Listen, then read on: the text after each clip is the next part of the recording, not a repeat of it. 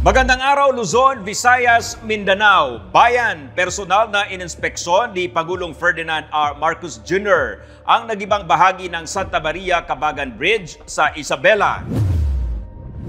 Ayon sa Pangulo, maituturing na design flaw o may mali sa disenyo ng tulay kaya bumigay ito. Sabi ng Pangulo, nag-retrofit ang contractor kasi may napansin sila na umuuga. Sinunod nito ang lahat ng disenyo pati materyales. Pero ang malinaw ay dapat kaya nitong buhatin ang 100 tonelada na timbang. Pero ang kaya lang ng tulay ay 44 tons. Kaya nang dumaan ang dalawang truck na tig 100 tonelada ay bumigay ito.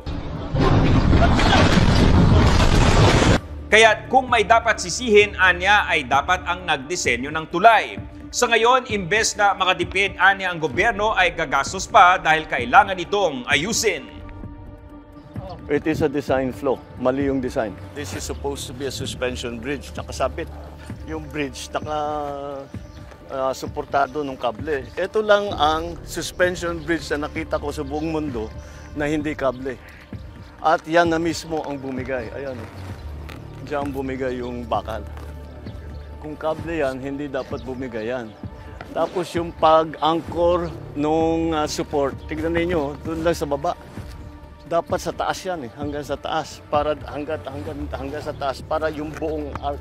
Ito ang nagsusupport sa kanya. Yan yung bakal na nakikita niyo at saka yung semento.